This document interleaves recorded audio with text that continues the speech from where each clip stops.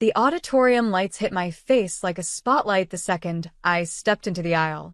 I could hear the cameras before I saw them. Tiny motors, soft clicks, people whispering, phones already up. My graduation cap felt tight, like it was holding my thoughts in place. I told myself one thing: walk like you belong here. Because my family had spent years trying to convince me I didn't. My name is Avery Hart. I'm the girl they called lucky when I earned scholarships, sneaky when I got internships, and dramatic whenever I asked to be treated like I mattered. And today? They showed up in full force. Front row, my Aunt Marlene Hart, dressed like she was about to accept the degree herself. White blazer, perfect hair, and that sharp smile that always meant trouble. Next to her, my cousin Tessa, already filming, already hungry for a moment to post. Behind them sat my mom, Dana, stiff and quiet. She wasn't cruel. She was just worn down from years of keeping peace with people who didn't deserve it. My best friend Kiera nudged my shoulder as the ceremony began. "Don't look at them," she whispered. "Look at your future." I tried. The music swelled. Rows stood and sat in waves. Names rang out. Cheers rose and fell. It was supposed to be simple: walk, smile, take the folder, go back. Then my row stood. My palms went sweaty instantly. My heart started sprinting. I stepped into the aisle. And that's when I heard it, sharp, loud, confident like a judge. "This is a mistake." The words hit the room like a slap. Applause died. The music stuttered in my ears. Heads snapped toward the front row. And like she'd rehearsed it, Aunt Marlene stood halfway up, pointing at me like she'd caught me doing something illegal. People gasped. Phones rose higher. Even the official cameras mounted on the aisle pivoted. I felt that shift in the air when a crowd decides your entertainment. Marlene's voice got louder. She shouldn't be up there. She didn't. I didn't stop walking. That was the first revenge. Not yelling. Not crying. Not shrinking. Just moving. My heels clicked on the floor, steady, calm. I kept my chin up, even though my throat burned. I climbed the steps to the stage. The dean, Dr. Klein, stood at the center with a diploma folder ready, but his eyes were already on Marlene. Like he'd been waiting for her to show her true face. The announcer hesitated, then forced it out. "Avery Hart." I reached Dr. Klein. He handed me the diploma folder. I took it with both hands. The room didn't clap. Not really. It was stuck, like everyone wanted to see what would happen next. Marlene took a step forward from her seat, still talking, still trying to control the story. "I'm telling you, this is wrong." I leaned slightly toward Dr. Klein, close enough that no one could read my lips clearly. And I said quietly, "Now, please." Dr. Klein didn't look surprised. He nodded once. Then he turned to the microphone at the podium. One calm hand lifted, and the entire auditorium went silent. Not quiet, silent.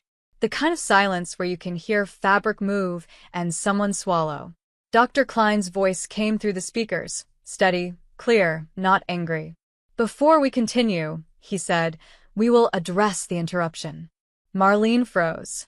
Tessa kept filming, but her smile started to crack. Dr. Klein continued, "Because what was just said is serious, and it's not the first time this graduate has faced public doubt." My stomach tightened, but not from fear. From certainty. Because I'd prepared for this. Not with drama. With receipts. Weeks ago, I'd known Marlene would try something. She couldn't stand the idea of me winning without her approval. So I did what I've always done. I worked quietly and planned smart. I'd already met with Dr. Klein and the student affairs director after Marlene tried to sabotage my final scholarship review by calling the office and claiming I lied about my financial situation. She didn't know calls get logged. She didn't know emails get saved. She didn't know the school takes harassment seriously. And she definitely didn't know the school had warned her one more stunt, and they'd handle it publicly.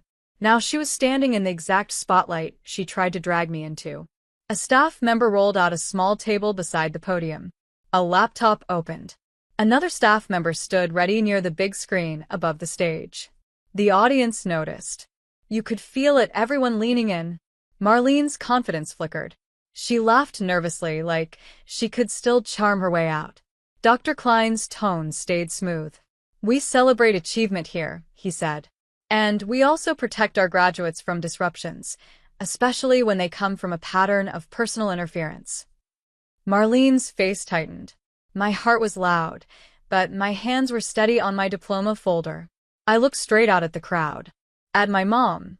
At my cousin's phone. At the cameras. And I realized something powerful. Marlene thought she was exposing me, but she'd actually exposed herself. Dr. Klein glanced toward me, not asking permission, but confirming I was ready. I gave him the smallest nod. He turned back to the microphone.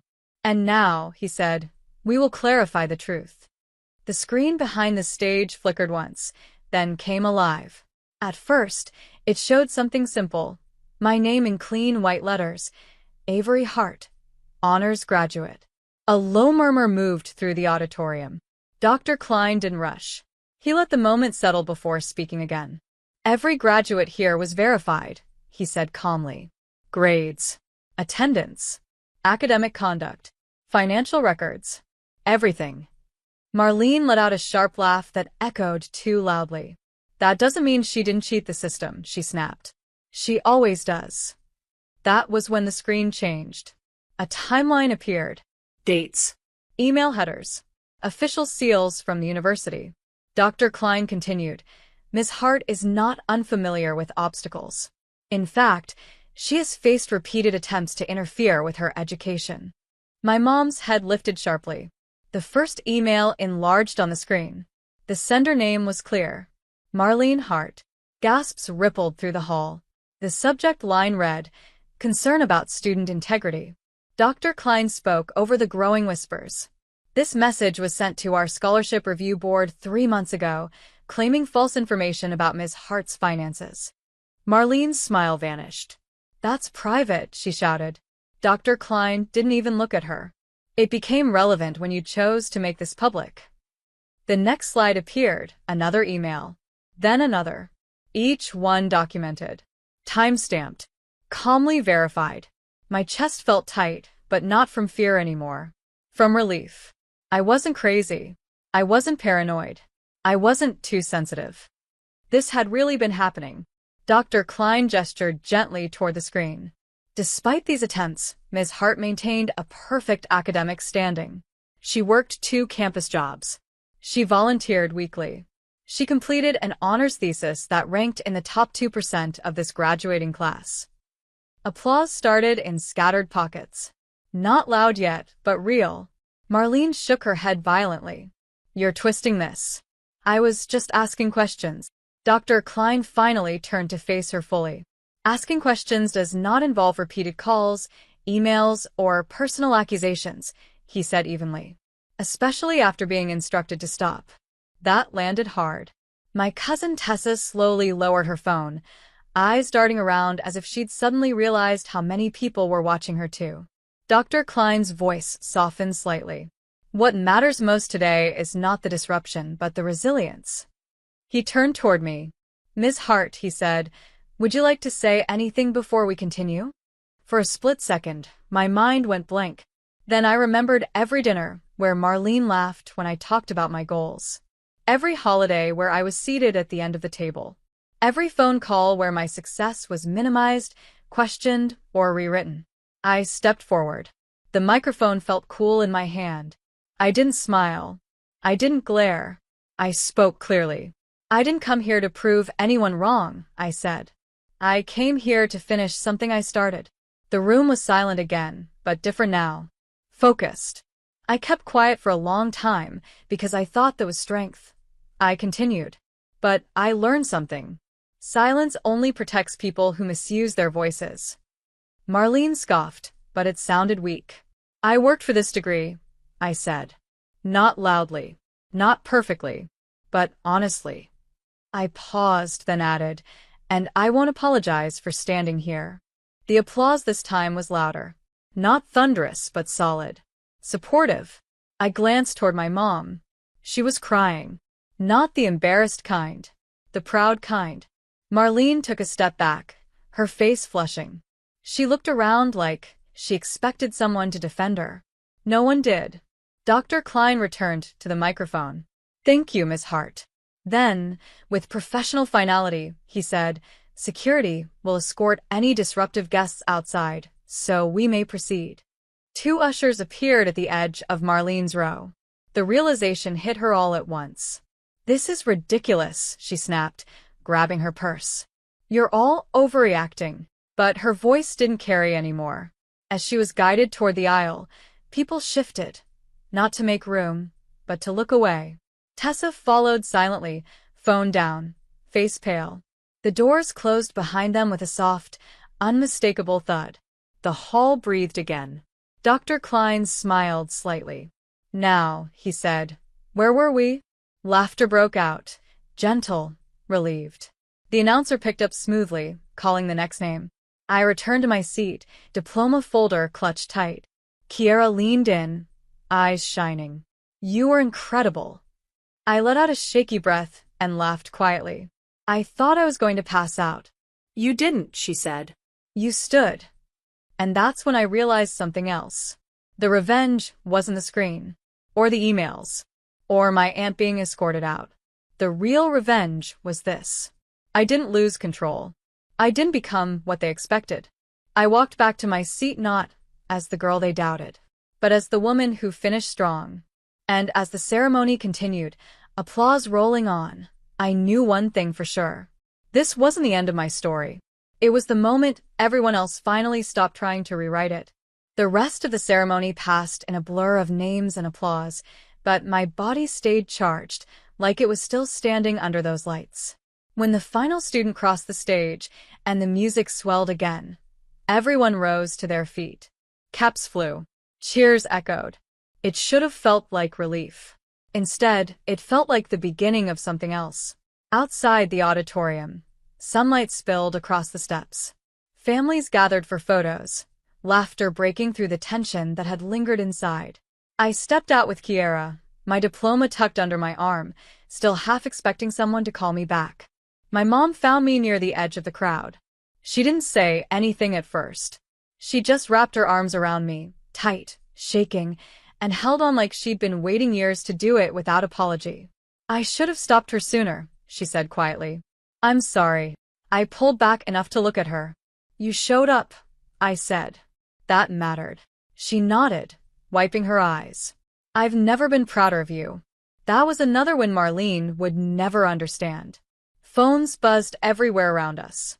People replayed clips, whispered, pointed toward the auditorium doors where the scene had unfolded. Kiera checked her screen and raised her eyebrows. Avery? What?" The school already posted it. She showed me. A short official clip, clean angles, steady audio. No drama, no editing tricks. Just the moment the dean spoke, the screen behind us, and me standing there calm. The caption read, "Resilience looks like this." My chest tightened again, but this time, it felt warm. "I didn't ask for this," I said. "You didn't have to," Kiera replied. "You earned it." Across the plaza, I spotted Marlene's car peeling out of the parking lot. No wave. No final word. For once, she left without an audience. Over the next few hours, messages poured in. Old classmates, professors, even people I barely knew. "I saw what happened. You handled that with so much grace. You inspired my daughter. Congratulations. You deserved that degree." Then a message from a number I didn't recognize. It was from the university's outreach coordinator. She wrote that the school wanted to feature my story in their first-generation student campaign. That they believed moments like today mattered, especially when students overcame not just financial barriers, but personal ones too. I stared at the message for a long time. All those years I'd been told I was too quiet, and now people were listening. That night, Kiera and I celebrated with greasy takeout and laughter on my tiny apartment floor. My cap sat crooked on the couch. My gown hung over a chair like it was finally resting. "I keep thinking," Kiera said, "what if she hadn't said anything?" I shrugged. Then I would have graduated quietly. "And now," I said slowly, "I know I don't have to be quiet to be strong. My phone buzzed again. This time it was my Aunt Marlene. One message. No emojis. No excuses. You embarrassed me. I stared at it. Then I locked my phone and set it face down. Because for the first time, her words didn't decide how I felt. The next morning, I woke up early, not from anxiety but excitement. I had interviews lined up, a job offer waiting, a future that felt open instead of fragile. As I packed away my graduation gown, I caught my reflection in the mirror. Same face, same name, but a different posture. I wasn't bracing for impact anymore. I was standing in my own space. And that was the part no one could ever take from me. 2 weeks after graduation, I walked into my new office with my diploma still sitting on my kitchen counter at home. I didn't need to carry it anymore. The building was downtown, glass, sunlight, quiet confidence. I'd accepted a position as a data analyst for a nonprofit that partnered with universities to support first-generation students. It felt full circle in a way that made my chest ache, but in a good way. On my first day, my supervisor, Lena Brooks, smiled as she handed me my badge. "We followed your work before graduation," she said. "And after." I knew what she meant. The video hadn't gone viral in a loud, messy way. It moved quietly through the right circles: educators, mentors, people who cared about effort more than drama. The kind of people I wanted around me. Life settled into a new rhythm. Mornings with coffee and purpose. Evenings where I studied because I wanted to, not because I was afraid of falling behind. I started sleeping better, laughing easier. And for the first time, I wasn't waiting for the next shoe to drop. Marlene tried to reach out again. A voicemail this time. She talked about misunderstandings and family image. She said people were asking questions. She said I should help clear things up. I deleted it. Not out of anger. Out of clarity. I wasn't responsible for managing someone else's reputation, especially someone who tried to destroy mine. One afternoon, my mom invited me over for dinner. Just us and my brother. No forced smiles. No commentary. At the table, she said something small but powerful. "I told Marlene not to contact you again." I looked up, surprised. She didn't like that. My mom added softly. But I didn't either. I should have drawn that line a long time ago. I reached across the table and squeezed her hand. That was another kind of victory. Months passed. I was asked to speak at a student orientation. Nothing big, just a room of nervous faces and hopeful eyes. I told them the truth. Success doesn't always look loud. Sometimes it looks like showing up when people doubt you. Afterward, a young woman hugged me with tears in her eyes. "Thank you for standing up," she said. "I didn't think people like us were allowed to." That stayed with me. One evening, as I walked home under a soft orange sky, my phone buzzed again. This time, it was a message from my cousin Tessa. "I'm sorry for filming. I didn't realize what she was doing to you. I hope you're okay." I stared at the screen for a moment. Then I replied, "I am." And I meant it. The funny thing about revenge is that the best kind doesn't involve shouting or payback. It's distance. It's peace. It's building a life so full that old voices can't reach you anymore. On the anniversary of my graduation, I visited the campus alone. I stood at the edge of the auditorium steps where everything had changed. I didn't replay the moment with anger. I replayed it with pride. Because when the room turned against me, I didn't disappear. I stood. And the silence that followed didn't break me. It made space for everything I was becoming.